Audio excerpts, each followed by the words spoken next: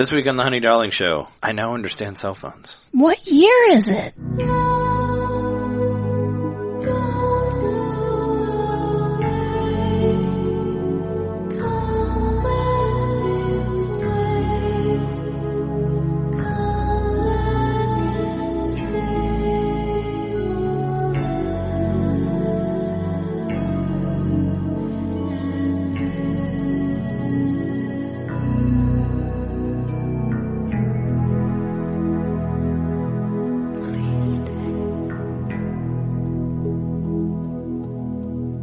Welcome to the Honey Darling Show. This is our final Twin Peaks: The Return episode. That is, if they don't renew it again, which who knows? But we're your hosts. I'm Trey Johnson. I'm Jess Kenyon. Do I have to say my whole name? I'm done saying I'm Jess. I'm just Jess. Okay, and we're here to talk about the finale. Well, the last 4 episodes of Twin Peaks. Yeah, way to crazy fuck with us. We'll get to that last 2 episodes eventually, because I figure that's probably going to be the majority of our conversation here. But let's talk a little bit about those first 2 episodes of the last 4 before we get in there. Yep. The very first one started with Wendy Roby, your friend Nadine. Walking with her gold shovel to tell Big Ed that he can to dig herself out of the shit. That he can go be with Norma. Yeah. So that was kind of... I feel like she had done that before. Well, I mean, I guess she did when she was in love with Mike, the high schooler from the 2nd season. Yeah. But then she popped out of it, and then she was like, oh, wait, who is this guy? I'm still with Ed. Yeah. Yeah. But yeah, that was... we watched this with our roommate, and he pointed out that this part and the next part are, so tonally different. Because you have, this happy part with, with Nadine being, happy with herself and saying, letting Ed be free and be like, hey, you need to get a shovel and shovel yourself out of your shit and all that. And then he goes and he talks to Nadine, or he talks to Norma, and Norma, sells all her shares, and she's just gonna have the one double R now. She's like, I'm just going to handle this one. I don't want to deal with the other ones with the chains. You do that. You buy them from me, and I'll just do this. So there's this happy moment, and then we cut to, Bad Coop with the kid, with Benjamin Horne's grandson. Yes. Where they drive, for a long time in the dark, which is obviously, if you don't know yet, is, a huge theme in the new Twin Peaks. This is a whole lot of driving, a whole lot of dark driving. But it's a theme from the original Twin Peaks, too. Yeah, no, well, there was also some, especially in the first season, they did a lot of, running in the dark with flashlights. Yeah. You remember that? I remember that was, the 2nd episode, I think, when, Bobby and Mike would do that, with Leo, too. Yep. Yeah. But then there's, I just want to drive in the dark with my James. headlights off. Yeah, he just wants to turn off the headlights and drive into blackness. So, yeah, no, you're completely right. That is, a big thing of, David Lynch being all about going into the darkness. I bought the Secret of Twin Peaks book, which we mentioned last episode. And in the very end of the book, on the very last page, it says, the owls are not what they seem, but that they're something I'm paraphrasing, it's something like they're the darkness that we should embrace, is basically what it's. So it's all about, getting into the darkness. Sure. Yeah, it says they may not be what they're seeing, but you should still, get into that. That's basically what they're saying. You should get into the owls? No, it was saying, something like that. Saying, they're not what they seem, but you should still embrace the darkness. No, that's really what it says, at the end of the book. I wish I had it here so I could read it directly, but... Okay. It's in the other room. No, but that's seriously what it says. You should get it, look it up. And it's, I just read the first part that said that Lewis and Clark found the Black Lodge, at the beginning of the world and all that. Or beginning of their adventures, I guess. Yeah, I haven't had a chance to look at it at all. Yeah. But, so there was that, and then Coop takes Benjamin Horne's kid and basically kills him. Yeah, he puts him on top of a big rock, and he's electrocuted. He sends him to some coordinate that he was supposed to go to that I guess was a trap. Yeah, where did he get that from? We don't know. I don't remember where he got it from, but when he gets destroyed, he's like, I knew it. He says something like that. Yeah, because he said he had received 3 different coordinates. 2 of them matched. It was from Philip Jeffries, because then he goes to see Philip Jeffries after that, and he says, why did you try to kill me? Yeah. Yeah. Which Philip Jeffries, we mentioned before, was David Bowie's character. And he's represented as a pillar of smoke, or just a smoke cloud coming out of that electric bell thing. Yeah, the bell thing that we saw in the beginning of the show, and in episode 8 also with Lurch, the fireman, as they call him now. You see him with that. Yeah, he has the big bell, and there's this smoke coming out of it. That I guess that's the presence of Philip Jeffries, since he's the consciousness somehow. And they talk about him talking about Judy, which they sort of get into later, I guess. Because the Judy's the manifestation of all evil. I guess. Well, because there's a deleted scene in the movie where he's like, I won't talk about Judy. And they reference that later. And they tell us that Judy is like Jude or something, and it means evil spirits. Yeah, that's what David Lynch's character says at the very end of that last step, right? Or at the beginning. It's either the beginning of the first episode of the last two, or in the beginning of the second part. But yeah, he goes through this crazy, like, they do this really cool thing where he, like, goes into this house and he goes up these stairs. And I remember you were saying that he's going through those stairs that you saw from that one part when Matthew Lillard's head exploded or got eaten. Yeah, when we saw into the vortex and we saw the soot-faced men. Yeah, they were all lined up on a staircase, and I thought it was that staircase. No, I think it was, because, like, as he walked through this house, they like superimposed like other stuff on top of it. Yeah. To show that he was like walking through all these different parts of the world while he's just moving through small parts of the house, and I thought this was really cool. Right. It was like it's like a portal. Yeah. It's like behind the scenes. Yeah, but they do this really cool, like, definitely David Lynch-y, slow walking through the house thing, where it's just like... Yeah, and he's like in a forest for a second, and then he's, I don't know where else. Yeah, well, then he's in that place that where Matthew Lillard's head was eaten, or destroyed, or whatever. Right. He's there for that, and then he goes and talks to Philip Jeffries, and Philip Jeffries, like, pretty much spits him out, like, where he started at. Like, he spits him out at the front of the... house, right? And then he can't get in there anymore. Well, then because it disappears, right? After that. Yeah. But I think he was gone by then, but it does disappear. It doesn't spit him out in Twin Peaks? No, it spits him out where he was, I thought. How does he get to Twin Peaks? I don't know, I thought he drove there. Oh, no, No, I thought he shows up in the woods. No, Diane gave him the coordinates. She texted to him, remember? Yeah. The ones on the arm. She sent it to him. That's the coordinates is Twin Peaks. Right. That's how he got there. Yeah. Yeah, and that's where Evil Coop went after that. Yeah. Yeah, he drove there. Okay. You don't remember that? No, I thought he showed up in the forest. Well, he goes to the forest. Oh, no, you're right. I remember now. The coordinates that she gave him, and I then think, that, like, building disappears. It's like... Yeah, no, yeah. It disappears after he was in there. I remember, and it just becomes like a flat grassland. Yeah. Yeah. Yeah. That whole gas station just disappears. Yeah, and the convenience store and all that they were in. Yeah. Yeah, but he goes to the coordinates, and the coordinates are where the Black Lodge was, right? Like there's that little pool of the oil and all that in the front. Yeah, totally. Yeah. Somehow Evil Coop ends up at the police station. Andy meets him, and he's excited to see him, even though I guess shouldn't he have realized that it was Evil Coop, because they, when they lost him into the Black Lodge in the end of the second season, and he comes back and he puts his head through the mirror. Yeah. Like, they were with him, and they knew he was fucked up and all that, and I'm sure he, like, took off on them. I mean, I'm sure they would have noticed that he was different. Well, maybe. I don't know why they didn't just look in his eyes and see they were made of blackness and hatred. Yeah, now that they're completely black with his black contacts. Like, pretty obvious that... Now that he's a lizard.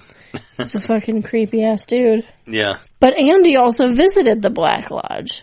But he didn't get any kind of insight from it. But he did when he sees Evil Coop, he remembers that he saw, like, he had a vision. Lucy at this time. Like, because I remember he saw him being with Lucy, but she's wearing the same outfit that she wears there. Yeah, I remember. And he knows that, like, some shit's going to happen. And we have crazy stuff with the, we didn't even talk about, I think it's that first episode that we were talking about with a lot of, like, all the shit. But towards the end, James is doing security. He's sitting with this guy who has this fucking rubber glove. Green gardening glove. Yeah. Oh, it's like a rubbery kitchen glove or something. Yeah, it's like a dishwashing glove or something. And he goes into this really long story about, like, how he was in England and how he, like, got this glove from this guy, and this guy told him that he had to go to Twin Peaks, and his destiny is in Twin Peaks. And him and James end up at the Roadhouse, and they end up getting into this fight and getting arrested, and they end up in the jail cell with evil Chad, and the crazy monkey guy that's making all the weird noises that has, like, has the big thing on his face. And the guy that and the girl with Andy no eyes. found. Yeah, and the girl with no eyes. And Andy, like, finds his way into because Chad, like, takes this. He has this, like, lock-picking thing, like, in the bottom of his boot. He has a false bottom to his shoe, and it has a key in it for the cells. Yeah, it has a key for the shell. So he, like, opens his cell and he goes out and gets a gun and he comes back and he has the gun at Andy. And dude with the glove, like, punches the door open and hits him with it. Knocks him out, yeah. So that was his whole purpose to go to Twin Peaks, was to hit that door and to knock out Chad so he wouldn't kill Andy. No, that's not his purpose. No, you're right. He has more of a purpose than that. I completely forgot about that. Yeah. Yeah, no, that's the big huzzah. No, that's his purpose. His main purpose. But I think this was also his purpose, was to save Andy. Sure. You know, but he does that and Bonus. He punches him. And then I guess we'll get to that. And then the girl with the no eyeballs, she comes and we didn't mention it, but I think it was that episode, that first of the fourth one, 16th episode. That's the one where Coop shocks himself, right? No, he does. Yeah, Coop, he turns on the TV, there's some random movie on, and then he gets the idea to put his fork into the wall socket. Yeah. But he tries the prong part and he can't get that in there, so he turns it around and he uses the back of it and he shocks himself and basically all the power goes out and puts him in a coma. And Sonny Jim screams. So we thought he was a junior in the last episode, but he's Sonny, which I think is very close to junior, you know. Sure. But he is his son. And he is Dougie's son. But yeah, he shacks himself and then the lights go out, the kid screams. That's the last you see in that episode. But when I remember seeing that, I'd be like, well, he has to come out now, right? He has to come out of it. Yeah, totally. So he goes into a coma and then he does come out fully as the Coop that we know and love. But only halfway through the, almost, 3 episodes before the end of the movie. Even though I read an article where they said that it was kind of like The Shining, where it mirrors itself. Like the time that Coop becomes Dougie and the time that he doesn't become Dougie are the same. Are the same on both sides. It's 2.5 episods in on both sides. It's 2.5 episodes left and 2.5 episodes have already happened for him to... That sounds like David Lynch. So they mirror each other. It's a balance there. And I believe that. So if you would play it both backwards, that room, whatever it was called. 237. 230, whatever. It was 230 something. And it would do that. It would mirror. So when you saw him become Dougie and him not become Dougie, it would be at the same time. Yeah. But we finally got Coop back for 2 episodes. And, that first of those 2 episodes, I mean, we really had, this great, it's gonna end, all this stuff is happening, a lot of stuff is getting decided. Yeah, Coop's just running around. Except for one major thing that happened at the end of episode 16. Audrey was never resolved. So Audrey keeps talking to her, potato husband. Those guys from Doctor Who, the potato head fighter dudes. Yep. Husband. She keeps talking to him about Billy and how they have to go to the roadhouse, and they finally get to the roadhouse, and it kind of felt. And then they're like, "It's Audrey's dance." Well, I was saying it felt kind of surreal because I remember they show up and they give him drinks, and you're like, "Oh, well, he ordered them when he got there." But I felt kind of weird. He did, but it still felt weird that they were kind of "Here, you sit down," and then they're like, "Up next, Audrey's dance," and they start playing the and she does her dance. And they do all these crazy, different superimposed, wipe stuff of her, dancing around. And you even said while you were watching, you were like, well, this is the most unbelievable part of the whole thing. Yeah. Because this wouldn't happen. And then it cuts to her, in a white room. Oh no, she dances, and then there's a fight happens. One dude decks another guy. Yeah. And then it cuts to her. She screams. Yeah, she screams, and it cuts to her in a white room, in a white outfit, in this small... Looking in a mirror. Small mirror, saying, what is happening, or, what... I don't understand what's going on. And that's all we get. That's all we get from Audrey there. I always thought maybe something would happen with her and Coop, or we would find out what happened to her, but no, that is That's it. We'll never hear from her about her again. Well, it's kind of it kind of mirrors the way that she went out in season 2, though, I think. She did just kind of drop off. Well, in season 2, she chains herself to the the front gate of the bank vault. Right. For Ghostwood Estates or whatever. And her and those other guys are there, and they find a bomb in the one box, and everything explodes. And that's the last you see of Audrey. Right. Yeah. You see the building explode. So it's kind of, I guess it felt a little reminiscent to me of that's the last thing you see of her, and maybe where is she? Where it ended with a cliffhanger just like it did before, and maybe they were trying to do that. I don't know. Maybe it's just let's just do it all over again. I mean, but we think she was in a mental institution. Yeah, I mean, I've read theories that people think that everyone at the Double R or that the Double R isn't real, and it's all just a vision of all the crazy people that are there. Oh, sure. But I mean, but that doesn't make sense because, like I said before, James and his friend with the glove, like, they fight those people, the Double R, and they get arrested from there. So if the Double R doesn't exist, then that fight didn't exist, right? But they're in the... You mean the Bang Bang bar? Yeah. The Roadhouse. Did I say the Double R? I meant the Roadhouse. Yeah. Yeah. That's what I mean. So the Roadhouse doesn't exist. Yeah, is what some people... Now that we're at the end of the series, there's like, you're going to see like article after article about people like making fan theories about the Twin Peaks. It's like we're all back again. Right. You know, like the end of the second season and like the Fire Walk with Me. Everybody's just like, this is what happened here. This is what happened here. And that's what's beautiful about David Lynch's stuff is that he's very much an artist and he's just like, I'm not going to answer everybody's questions. I'm just going to do it this way. Yeah, I remember in the inside of Mulholland Drive, there's a little, in the inside of the DVD case, there's a little piece of paper that's like, if you want to figure out what this movie's all about, here are 10 things to help you. And they're 10 totally bullshit. It's like, pay attention to the red lamp. And you're like, that's... What red lamp? Fuck, right? That's not even a fucking thing. So yeah, David Lynch, he just wants to... He's fucking with you. He's not going to tell you shit. Oh no, but I kind of like... I mean, I think he's an artist first and a storyteller second, you know? Yeah. That sort of thing. Like, it's like, this is my... And he proved that, for sure, you know, with episode 8 and, like, what you've seen, you know, of the Black Lodge and, like, all this crazy shit that happened with the show. Sure. And I think I think maybe he wanted another season, or maybe he was just like, you know what? I'm not gonna, like, answer everybody's questions. Well, he's not, because that's not the fun part for him. I don't think, maybe he doesn't, and I've also read that maybe he just doesn't give a shit about that. Like, maybe he thinks that questions shouldn't be answered. Yeah, I don't think endings should be open-ended. Are in any way interesting to David Lynch. No, yeah. So, it's way more fun to dive into something and swim around there. Oh, for sure, yeah. Yeah, we didn't mention that Diane was... a tulpa. A tulpa, yeah. Yeah. She was like, she like flew off the screen. Yeah. Because it looked crazy. She was going to pull her gun out, and they like fired at her, and she like. Whoosh. You know what it weirdly reminded of? It reminded me of the ending of the very first Nightmare on Elm Street. Oh, when the mom is pulled through the tiny door window. Yeah. Where she basically turns into a blow up doll for a second. Yeah. And they like yank her straight up and down, and she like flies out that little window.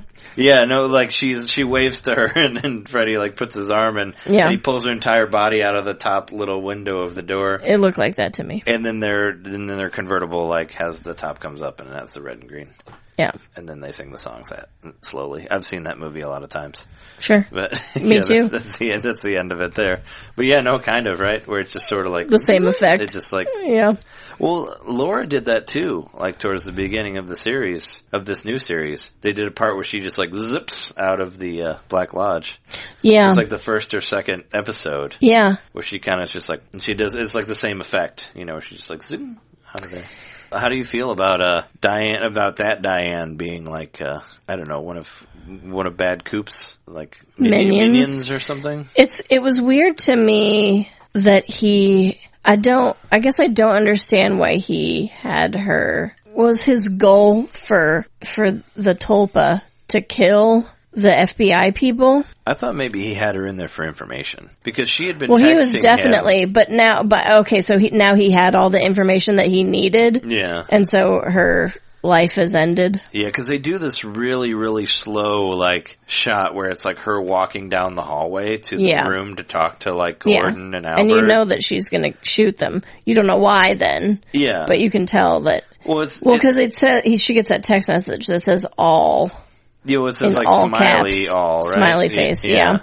And so I thought kill them all is what it meant. But it meant tell them everything. Yeah, but she also talks about how Coop raped her like the last time she saw him. Yeah. Right before she like flies away and all that. Well, I think that's how she knew that it wasn't Coop anymore. Yeah. That's what she was trying to tell us. Because they said that she had never talked about that before. Right. Like, she never talked about the last time that she saw him, and they had asked her about that, but she never said it. And she's like, I'm going to tell you about what happened last time I saw Coop. Yeah. And then she goes into this thing about how she was raped by him. Right. But then, and then she keeps reaching into her purse. Yeah. And she pulls cigarettes out, and David Lynch is, like, watching her, you know, because he thinks that something's up, and then there is a gun in there. Yeah. But he can't shoot her. He couldn't do it. No, he couldn't. He does talk about that also. Yeah. That he could not shoot her. It was a lady and the guy. Albert. Tammy. Tammy. Her name's Tammy, right? Good job, honey. Yes, Tammy and Albert. I knew it the last episode. I'm like, I think it's Tammy. Yeah, the one that got brought into the inner circle. Yeah. So now they know that there are like 2 coops. Yeah. They don't know where theirs is. Well, they call because you remember they called the FBI in Las Vegas or whatever. Yeah. About Dougie, and those guys get killed. You remember Jennifer Jason Leigh goes in and kills them. Right. Yeah. Yeah, she walks into their office. But then there's the Las Vegas PD that shows up looking for Coop, and Coop is in the hospital already. Right. When he's in the coma. And Gordon calls him, like, after he's already left to go to Twin Peaks with his organized crime friends. Right. You know, who like fly him there on a private jet or something. Yeah, that's how they do. Yeah, that's how they get there. And they go there with this, and we never found out what was up with that one girl that was like, why she was so weird. Maybe she was a tulpa too. I did. Yeah, the one that seems super spacey. Yeah. Which maybe this is, like I said, maybe this is part of that 4th season that's in David Lynch's mind that we may never see, you know. Sure.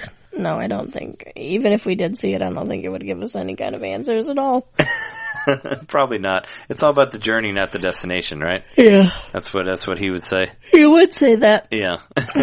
Even though it's the opposite of Game of Thrones, which is more about the destination, not the journey anymore. Sadly, yes. Yeah, they're the other sides of the spectrum here, and they played at the same time. So let's talk. Would you want to just like get into those last 2 episodes? Then? Yeah, totally. I don't know Absolutely. Let's do it. I don't know if I've forgotten anything about this first 2. We'll if I see do, if we come up with it. Email us about it or something. But yeah. So Coop comes back. He comes back from his whatever his Dougie time. He comes back. He's fully focused.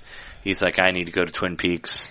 He gets his mob people together. He gets some mob people together. And like, get on the plane. He's like, we need to go to the sheriff. And he's like, well, cops don't like us. And he's like, it'll be fine. Let's go. And he hugs his not wife and not son. Yeah. And tells him he'll be back. He says he'll be back. And then he does come back in a way. I mean, they rebuild. Well, because he gives a piece of his hair to, yeah, he gives a piece of his hair to Mike, the one without the arm, yeah. Man. Yeah. Yeah, because he's Mike, because it's Bob and Mike, and he gives it to Mike, and Mike squeezes it with the golden ball that he turned into, and then he becomes, but he comes back as like Slimmer Coop, like with the he comes back as like Dougie Coop. Yeah, he does, but he comes out in the body of the old Coop. Yeah, and he kind of like wakes up and he's like, "Whoa, cool," or something like that. He says some sort of spacey line, like or sort of like Airhead line. He said, he said, where am I? And then he like flashes to being on their doorstep and then he says home. Oh, okay. That's about the only like ending that you get, I guess, is that they're back together. Well, we get that. We get Big Ed and Norma. We get Big Ed and Norma also, yeah. Yeah. Well, and so a lot of people are divided on these last 2 episodes. I honestly I like all of it. Like I came out of it like I don't feel disappointed. Like I don't feel like I was robbed in any way. The only thing I feel is sad that we didn't have time for everybody to hang out more. Yeah, which you do kind of get a little bit. Everybody does come together in that second to last episode. Yeah, but they don't even really get to talk to each other. No, I mean they're very well. You get when like we were talking about when Bad Coop gets there, Andy's like really happy to see him, even though he can't figure out that he has like a different haircut and black eyes and all that, and everything's all fucked up. But yeah, he goes to have a conversation with Truman, with Sheriff Truman, and Lucy shows up and shoots him, which I thought was an awesome moment. Yeah, that's what I talked about at the opening of the show. Is she basically shoots Bad Coop, and then she says, "I now understand cell phones." Well, because she gets a cell phone call from Good Coop. Oh, okay. Who says, "Is the coffee on? I'm on my way." That was a great line. I love that, where he's like, "Hey, is the coffee on?" And then Lucy knows that that's really him. Mm-hmm. So she patches the phone call through and so now she knows that the man who's in there is an imposter. Yeah. She fucking shoots him. And she shoots him, but Coop says, "Do not touch the dead body." Well, who knows what would happen? Do not touch the body because the fucking Bob. The woodsmen, yeah. Well, they start coming in. The woodsmen come in, and you can see, everybody can see them, and it's creepy as hell. Yeah. Yeah. And they're doing that thing again where they're like resuscitating him and rubbing his blood all over his body. Yeah, but then a Bob orb. But then this big Bob orb comes out, and that's what I can't believe I forgot about it. The guy with the the guy with the glove gets into a fight with the Bob Orb. He's like, this is my destiny. Yeah. And he's like punching and getting punched by. Yeah, he punches it like kind of like nibbles on him, like how Sarah Palmer did, and like how that scary ass thing that came out of the box did too. Yeah. You know, it was like doing that where it's coming on, it's like, yeah, and it's like chewing up his face, and totally, he's beating it away, and eventually he like destroys it. He super punches it. Yeah, and it like explodes and goes into the ceiling. Like the parts of it like it becomes different bits. The ceiling. Yeah, but that's kind of where everything diverges. Yeah, well then Coop is like, where is the key? No, I was just gonna say, and then the no-eyed woman becomes Diane. Oh yeah, she becomes the real Diane with red hair instead of black hair. Yeah. Or white hair. White hair. Yeah. But she has white and black fingernails. She does, I noticed that too. Yeah. She is the colors of the Black Lodge. Yeah. She's like the drapes and the floor. Yeah. But she becomes what's regular Diane, and she kisses Coop. And that's how Diane, they know that each other is each other because of that kiss. Yeah. And then we forgot about this, just the superimposed face of Well, Coop that's what happens the right whole there. Thing. Yeah. Yeah. Where he's staring at us and his mouth is maybe sort of moving a little bit. Well, he says, we are all in a dream. Yeah, see, that's where more... At the end. So good Coop is talking to everybody, and he's, like, explaining things. Well, that's more... But the whole time that's happening, that superimposed face of Coop is like, stuck watching, it seems like, to me. Well, some and then he says, we all live in a dream. Well, one fan theory that I read is that he's basically breaking the fourth wall there. Yeah. And he's like staring at us, the viewer. Right. And telling us that like the world of Twin Peaks is not real. Like I read an article saying that there's 3 different realities in Twin Peaks. Right. There's the Twin Peaks reality, like the regular reality. Sure.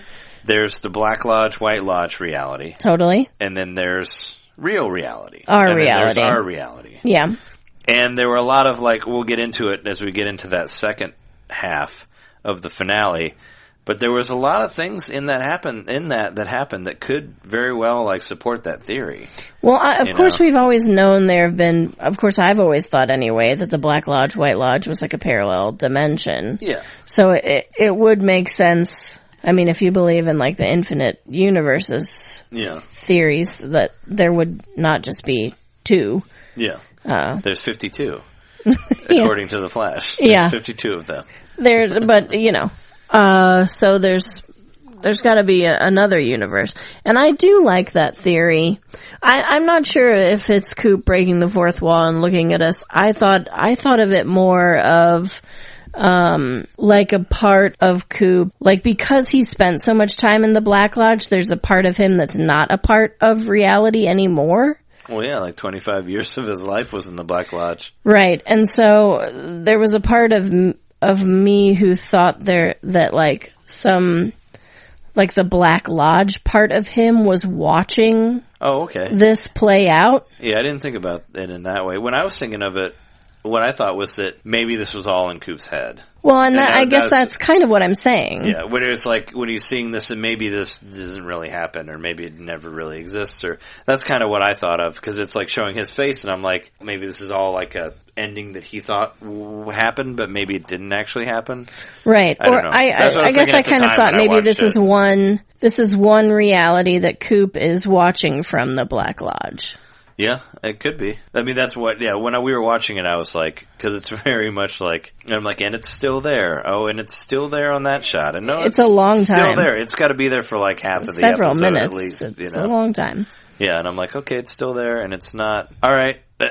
And it's still here, But what the things that are happening while that big face is watching us, everybody is finally together again for a second, and the mob guys bring the women in, and they have sandwiches they're going to pass around. They're like, I'm so glad we made so many sandwiches. Oh yeah, and you wanted them to have a picnic, have a sweet picnic there at the end. I wanted them to all be together and just have a nice fucking sandwich party, and they all drink lemonade, talk, and coffee, and yep. Well, but then Coop is like, where is the...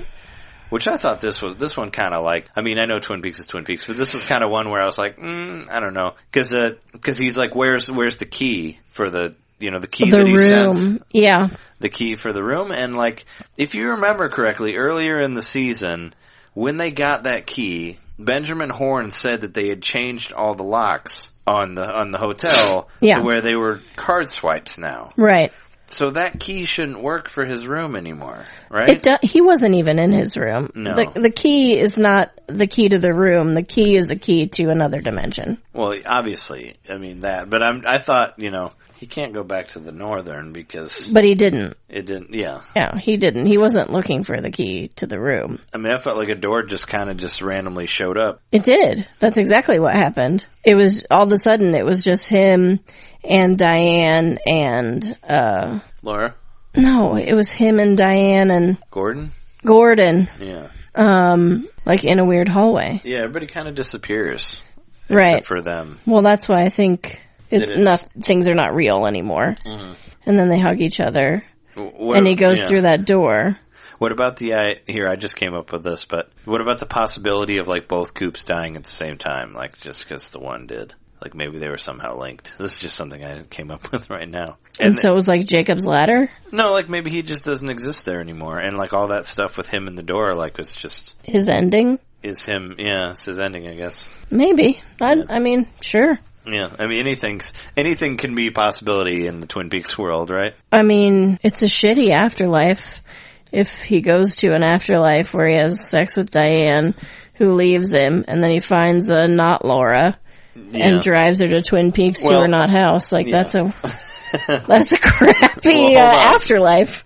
Yeah, hold on, we're not quite there yet. I mean, in the Twin Peaks movie, in the Firewalk with Me movie, like, Laura pretty much, because that movie exists, like, in the future and the past. Right. And her spirit goes to the Black Lodge. Right. When she dies, Yeah. And she's happy there. So that's kind of was an ending. Right. That because she, like, she doesn't have to deal with all of this shit that she dealt with while she was alive, and she actually has some, like... So what happens happiness. after Coop goes through that door? Doesn't he say, like, things aren't going to be the same anymore, or some things will have to change, or... Yeah, some things will never have happened, or... Well, he goes and finds Laura. But then he goes back in time. No, he goes back in time and he goes to the movie. He goes to the fucking Fire Walk With Me movie. And he finds her in the woods. And I think that's another deleted scene that they used. Like the part where she goes to meet Bobby, Jacques, and and Leo. Like I think all that was a deleted scene. Sure. Well, she talks to like James for a while in the woods. That's in the movie. Yes. And he drives her, he takes her on her bike and she runs away from him. She runs away from him. That's in the movie. But the part where she gets through the woods and she finds like Leo and Jacques, I think that was a deleted scene. Sure. But she finds Coop there and they kind of edit Coop into the movie. Yeah. And I was like, oh, this is cool. Like we're going back to the beginning of like how all this started and like Laura got killed and all that. Right. And you were like, well, he's going to save her. It's going to change time and all that. Which it did. And I was like, yeah, no, I think you're right. Because they cut back and, like, Jack Nance got brought back into it, Eraserhead. Yeah. Which I thought was amazing. Like, he died. And that episode was dedicated to him as the end as well, which was awesome. Like, in the credits, the very final episode was dedicated to him. Yes. He was a very good friend of David Lynch's. He was in every David Lynch thing until he died. He was in Eraserhead. He was in Twin Peaks. He was in Blue Velvet. Like everything. He was in every movie that they ever did.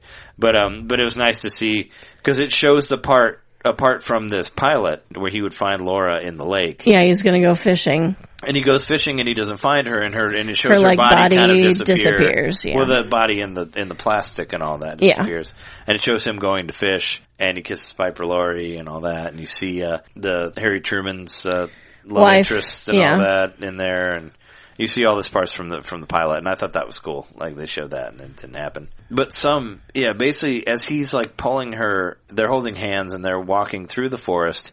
He basically pulled her away from meeting up with Leo and Jacques because we know what's happened then. And the girl that was with her in the train, like when she was killed, the one that comes back later, she was also in the new series as not the one without the eyes, but the other girl that Coop ran into when he was passing through from the Black Lodge to our reality. Yes. She was, she's the one who told him, like, you better go now. Yeah. Yeah, like Ronette Polanski, something like that.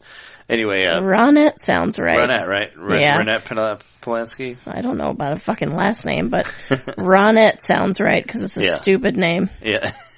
Anyway, she's there with Leo and Jacques, and you know they're going to go have their foursome, and then she's going to end up getting killed by her father later. We know what's going to happen there, but Coop pulls her away from that, and he's like saving her, and they're walking in the woods together, and I'm like, oh, cool, it's like he saved everything, I guess, and the whole beginning of all of this crazy Twin Peaks stuff will like never happen, and maybe that'll be the end. But as he's pulling her, she disappears. Yeah. And you see the woods. Yep. And then there's this crazy scream from her. She's like... Is it her screaming or is it Ronette screaming? Oh, I thought it was her screaming.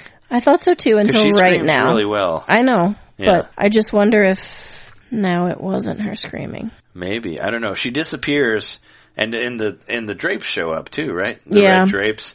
And then Julie Cruz shows up and sings a song. Well, Julie Cruz was the girl that sang a bunch of stuff in the second season of Twin Peaks.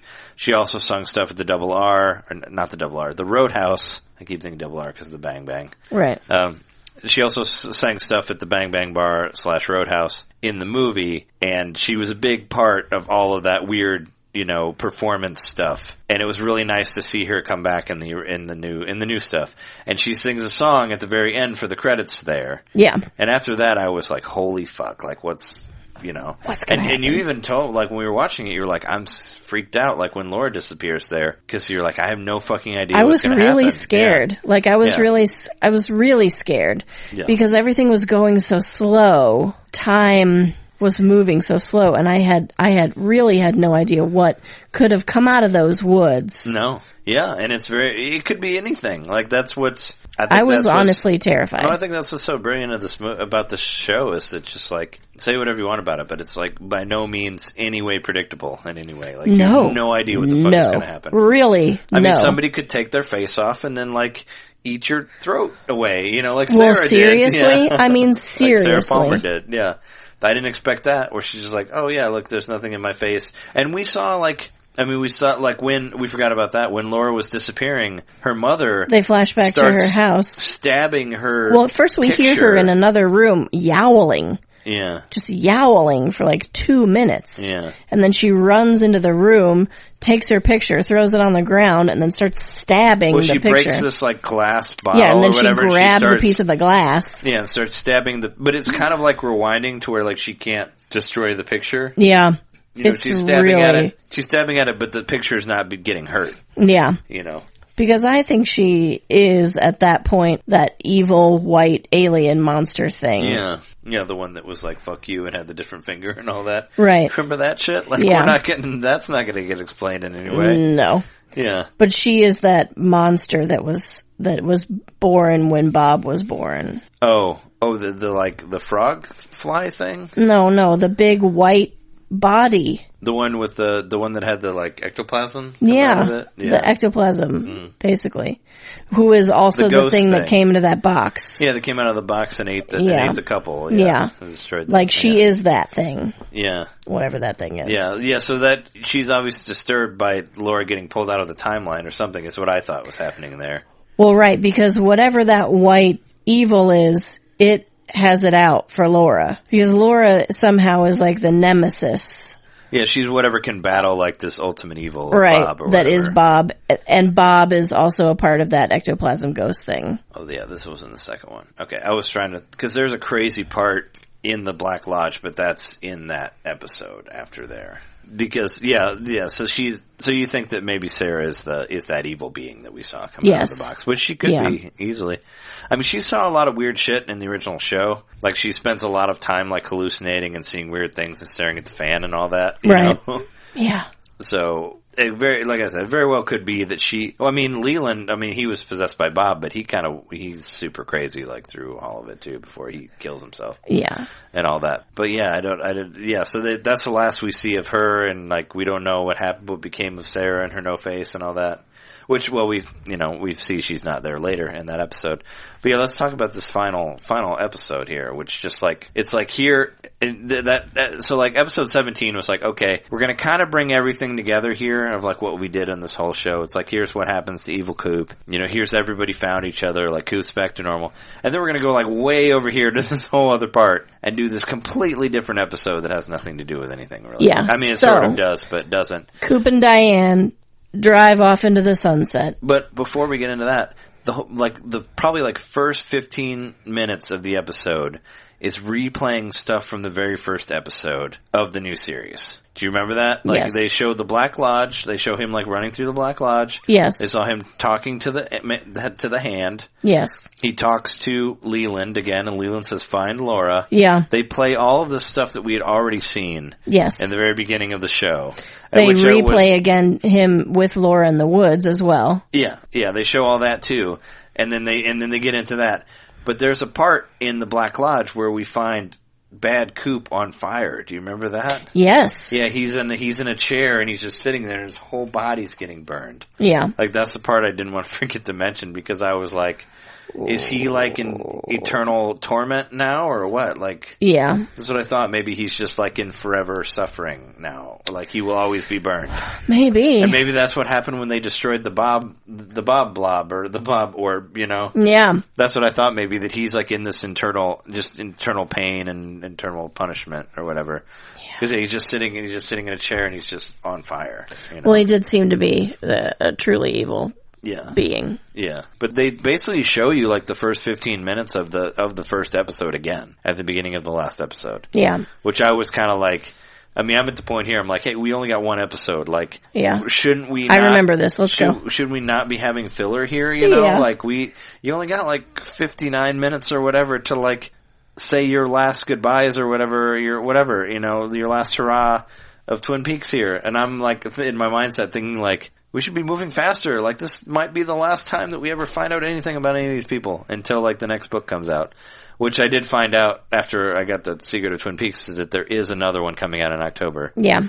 So that might have more to do with this. I don't know. But yeah, there was all that craziness. And then we get to Coop and Diane driving together. Through time? Well, they stop at this electricity, yeah.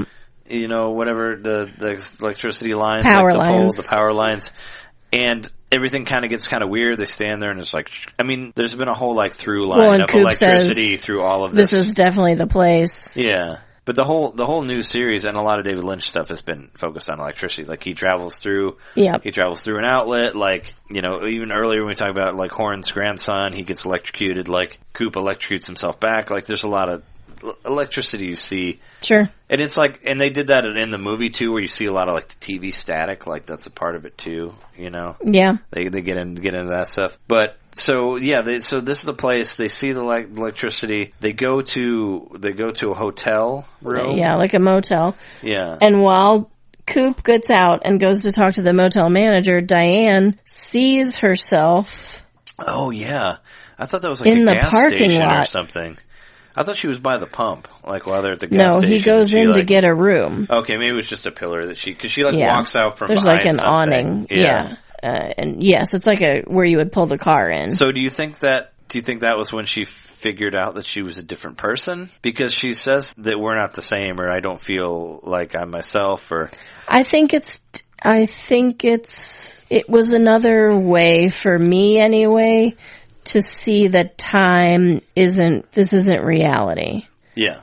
Time isn't real right now where they are. Well, and also the Coop kind of sounded a little bit like Bad Coop to me. He's kind of creepy. The way he talks, he seems he reminds me a lot of the other Coop. And what I thought of, which is probably not correct, or maybe it is, who knows? It probably isn't. But what I thought is this was the replay of when she was raped by Bad Coop, is what I thought. But that maybe it was a different time. But I think, because when they were actually, so they pull the car. Okay, so this is a really weird thing, but they park the car right in front of this room. It's room number 7. Yeah. Diane gets out. They go into the room. Coop's come here. They fuck. No, that's why I thought that maybe that was the... Yeah, and she's hiding his face the whole time. Yeah, she puts her hands over his face. Well, because, I don't know. It would be hard to fuck somebody who raped you, even if it wasn't Yeah. the same person. But then later she writes a note to him addressed to Richard. Yeah, from Linda. From Linda, yeah. She's like, I think our relationship has run its course. Well, yeah, she also says that you're not the same person, or that I don't feel like the same person. Like, what she says reminds me of what Audrey kept saying. Yeah. That I don't feel like me, like I don't feel like this is right, like... Yeah. And that's a whole nother thing about people, if you want to get into the idea of this being a different world or whatever, people thinking that Billy is like Billy Zane, like the character that she slept with on the second season that was like her first love and all that. Right. That maybe that's who she's talking about, because he never really had a name, I don't think. Well, I'm sure he did, but people are going to remember Billy better than that. I don't know. Like I said, fan theories all over the place on this.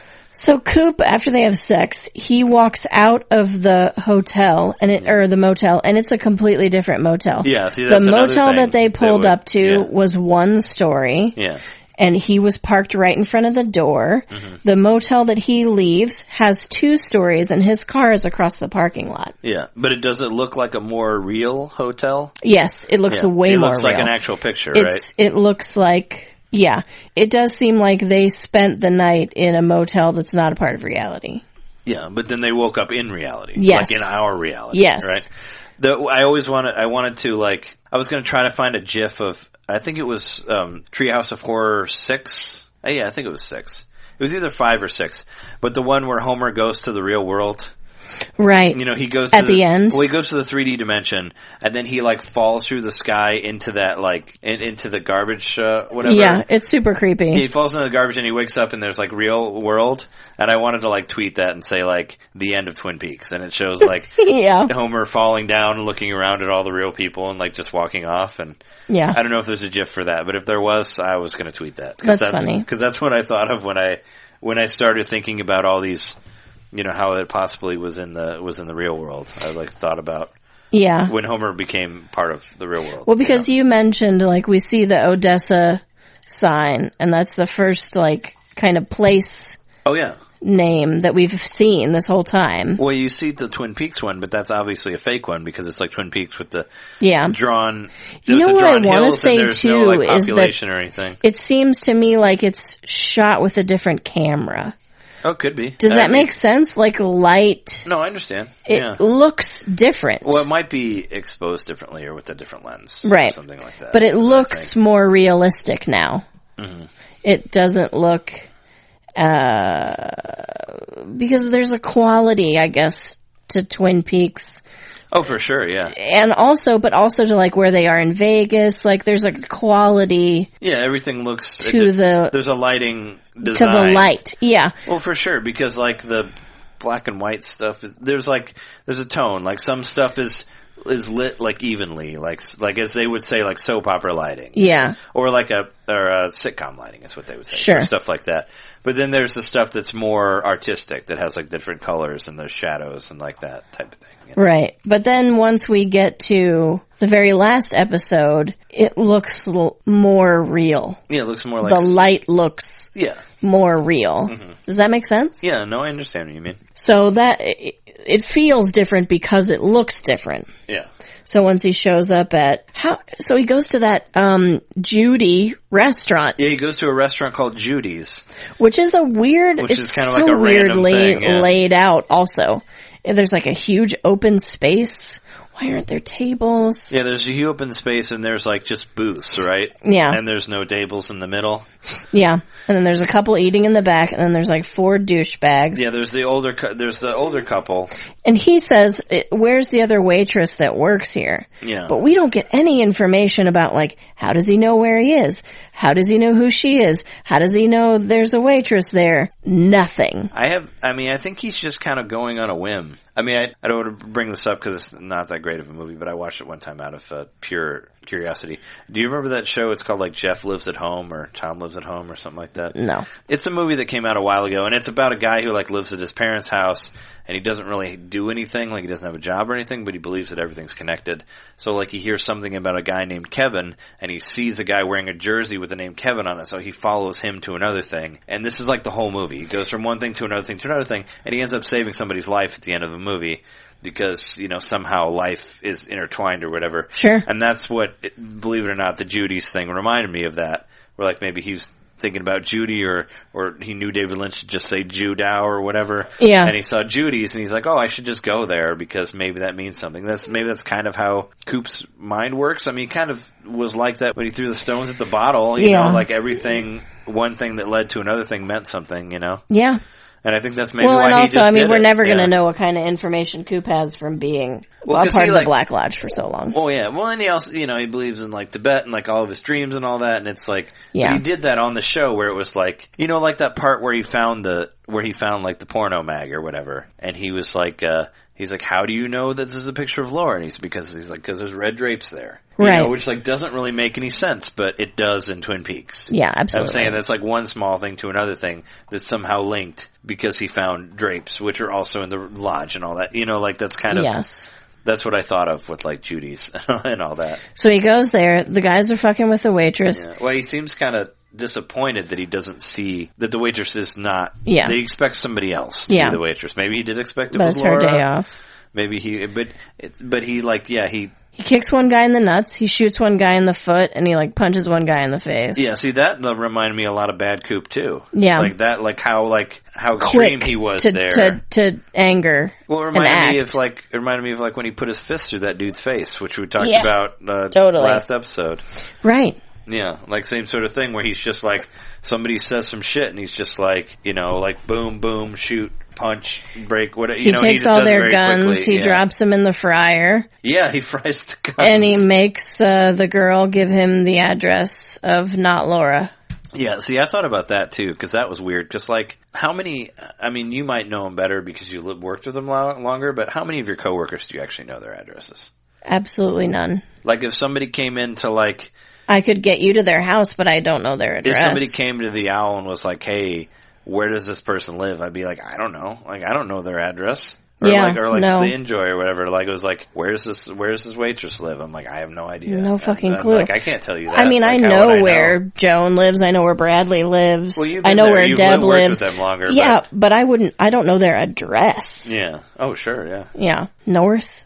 Yeah. South. It just, that was kind of like one of the things where it took me out a little bit, where I was like, why would she, I'm like, I've worked at a lot of jobs, and I don't know where any of my coworkers live, you know? Yeah. Especially like a waitress job or something, she may not have been there for that long, like, I don't think they're like besties and they hang out all the time, and she can tell you, unless there's like somewhere where you can like, where it has like the information of the people who work there, and you can like, maybe she went to go look it up. Anyway, they get the address. Regardless, anyway, they get the address.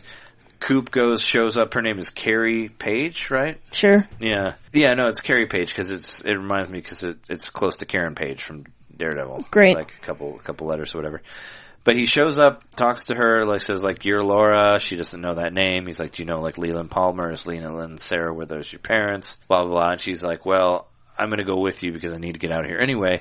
And there's a dead guy, like, on her couch with a bullet hole in his head. Like, flies buzzing around. That they just kind of walk past, and Coop doesn't really ask anything about. And she's like, hold on, let me get some things. There's a dead guy over here. Don't pay attention to him. They don't mention it at all. Yeah, but she needed to get out of that, I guess, whatever happened with that guy, with the dead guy on the couch. So she packs a bag, then she's like, do I need a coat? Yes, you need a coat. And then she's like, I don't have any food here. And he's like, we'll get food on the way, so they leave. Yeah. They're driving for a long time. She thinks people are following them. They're not. Yeah. Eventually, after driving for a really long time, they show up right across from the Double R. Yeah. Well, and speaking of the Odessa thing, we never see the sign for Twin Peaks. We never see Welcome to Twin Peaks. Oh, yeah, you're right. When they get there. That's another on the fan theory of it being in a different world. Right. You know? Well, because that sign probably wouldn't exist in reality. But you don't see anything. Well, because Twin Peaks always has seemed kind of lost in time. Isn't the gas station, they stop at a gas station that's not like Big Ed's also. Oh, yeah, it's like a BP or Shell or something. It's like a real it's like gas an actual station. gas station. Yeah. Yes. So, like, you see that, too. And then, I mean, eventually they get to the house, the Laura Palmer's house. They get to the Double R, and he says, do you recognize anything? She says no. So then they're driving down. They pull up across from the house. He's like, do you recognize this house? No. Yeah. They walk up to the door. And it's answered by, I forget what her name is, but it's a reference to the older lady who... It's Mrs. Chalfont. Chalcroft. It's like Tremont. It's like Tremont and Schoffer or something. It's Chalcroft or something. Yeah, but it's Chalfont. It's reference to the old lady who lives across the street from the guy who collects the diaries from the second season. Yes, she was she was also in the movie, and she exists in the Black Lodge. Like, she's kind of an in-between Mrs. dimension Chalfont person. Tremont. Yeah. So that what she said her name is basically that old lady who has the grandson who wears the crazy mask with the giant nose that jumps around. You saw him a little bit, some small parts of that mask moving around in these last episodes. But crazy enough, the lady who plays her is the lady who actually lives at the house that they shoot all the Palmer stuff at. Right. So there's another possibility that maybe this is the real world. And she's like, they say who did you buy the house from? And she's like, I bought it from. She's Mrs. Tremont, and she's like, we bought it from Mrs. Chalfont. Yeah. And they don't know who she bought it from. Yeah, but he's asking did you buy it from Sarah Palmer? Do you know Leland have you Palmer? Heard of them? Yeah. Yeah. And she says she hasn't heard of anybody, and he's like, I'm sorry. And then they come out in the street, and then that's when all the lights go off and Laura starts screaming, right? Well, Coop says, what year is it? Yeah. Then the last thing that happens is she screams. Yeah, the lights go off and she screams. And crazy, it ends with the scene from the third episode of the original series when Laura tells Coop something in his ear, which we don't know what it is. In the Black Lodge. In the Black Lodge. And it ends with that scene of the slow motion of her telling him something. Which we also see right before they get to the house. Yeah. They show us that scene twice in that episode. Oh, where she talks to him? Yes, where she whispers to him. Because that's the one that I tell everybody, if you like this episode, you'll like the rest of the show. Because it basically sets the tone for Twin Peaks. Because it shows she talks to him and he wakes up and he calls Harry and he's like, I know who killed her. And he's like, yes, it can wait till tomorrow. And then he starts snapping his fingers, and in the next episode he doesn't remember it. Yeah. Because that's Twin Peaks. Yeah, they showed parts of that, and they showed parts of the last, of the beginning of the show and all that. But what the fuck? What a crazy fucking ending there. Yeah. Yeah. And I was a little disappointed at it at first, but it was the opposite of Star Trek or Star Wars 7, right? I was okay with it at first, and the more I thought about it, the less I liked it. This one I was kind of disappointed at it at first, and the more I thought about it, the more I liked it, because it kind of made sense. And then in my mind, I was like, well, I'm okay with this being the end, I guess, if it has to be. What the fuck is Star Trek 7? Star Wars 7 is what I'm talking about. Oh, I see. Oh, okay. Yeah. I was like, I do not remember Star Trek 7 at all. No, it ended at 6, I guess, technically. I was referencing our old episode. Yeah, it was the other way around, where I was a little bit upset about it at first, but the more I thought about it, I was like, okay, no, I'm fine with it. Yeah, I was just confused, and I needed some time to think. Yeah, for sure. Yeah, what year is it? But yeah, so they could be... Well, we were thinking maybe they were in the past, maybe they went back before Laura was murdered. But I actually, after reading that article, I kind of think it makes more sense that they went to a different reality. That they're in our reality. Yeah. And that Laura never existed here. I mean, it would be way more on the nose if the note that Diane left said from Laura to Kyle or something like that. You know? Or when they picked up Laura, it was her name, which I know, but I can't remember right now. But it would be her actor name or whatever. That'd be way too much on the nose. That'd be way too easy. For David Lynch. But, yeah. Yeah. But maybe they're in a different reality, and that's just what happened, and that's would have to be what we just, that will be the end of Twin Peaks, and that's just how we have to think of it, It's fine by me. Yeah. But it's just kind of you don't, and that's another thing that I love about the show is that, David Lynch is not one to just give you all answers for everything. He won't do that, He'd just be no, you get to talk about it and make it up and think about it for years and then change your mind and and I've already read at least 6 articles about the ending of Twin Peaks already. Yeah. And you know what? The ending of Game of Thrones, nobody wrote anything about that. Is all I'm saying. They did. Well, I'm sure they did. Well, a lot of people wrote about how they didn't care for it, but yes, but I'm just saying I don't think there's going to be articles about that being what really happened here. Was it this? Was it that? Well, no. They're more because it's really straightforward. Sure. I'm just saying that it's people say that it's that it still was a groundbreaking TV show now, Well, of course it was. And I'm just saying that, as a whole, I'm giving it a thumbs up still. For sure. As a review of what do you think of Twin Peaks as a whole of the new season? Do you feel like you wasted 18 hours of your life watching it? No, I feel just like I did about all the other Twin Peaks I've seen. Like, just get on the ride. Exactly. Just get on this fucking ride. It's just this beautiful moving. See what your brain can make happen. What parallels can you find? What interesting things can you see in the shot? How does it make you feel? What does that feeling tell you about shit? What do you think's happening here? It may be right, it may not. Who knows? We'll probably never know. But that's great because we don't get that. We don't get a chance to like make up our own minds about shit ever. Yeah. Or to theorize or to wonder, like, TV's not magic in that way. Yeah. Well, I mean, in comparison, I don't want to compare too much to Game of Thrones, but think about it like comparison to Game of Thrones. They're basically kind of giving you pretty much what you want right now because it's towards the end of the show. And spending a long time getting to one thing to another. A lot of it's kind of just like, here's the big fight that you want. Yeah. And it's just nice to see something that's not about giving you anything that you want or ever thought you wanted. I don't know. Right. Or could ever even predict. I mean, I don't even know, like I talked to one of our old roommates. I remember when we heard this was happening, he was a big Twin Peaks fan too, and I was like, what do you think about this? And he's like, well, it'll either be really bad or really good. And I was like, and now I'm thinking about it now, I was like, well, like, maybe not. Like, maybe if, David Lynch being David Lynch, it'll just be this thing. Maybe it's not necessarily really bad or really good. It's just... I thought it was good, even if I can't understand any part of it. I don't think anybody... But that's how I've always felt about Twin Peaks. Yeah, I don't think I've read anybody necessarily say that it was disappointing. I mean, some people said they might have been a little disappointed by that final episode, but... Yeah. But I don't... Yeah, now that I think about it more, I think I find it very intriguing. I find the show very intriguing. I haven't canceled my Showtime yet because I want to watch all of them again. Like, that's how I feel. Yeah, about totally. It, Like, I'm like, well, I should cancel it because it's over now, but I'm like, but I want to be able to watch it whenever I want to, because maybe later tonight I might want to just watch part of episode 8 again or something. Yeah, you got to keep it at least until we can buy it on DVD. Yeah, and I definitely want to buy it on DVD. Yeah. But it's one of those things I want to keep around and I want to see again for sure, because it really, I don't know, it really meant a lot to me and it really moved me, I guess, which the original series did too. But I'm just really happy that it came back, and I feel like it was a success. So, I had a great time watching it, so in that way, I feel like it was a success. For I don't know if they got their viewing ratings or whatever the fuck you call it, but I hope that David Lynch got what he wanted across, and I'm glad that he didn't buckle for anything.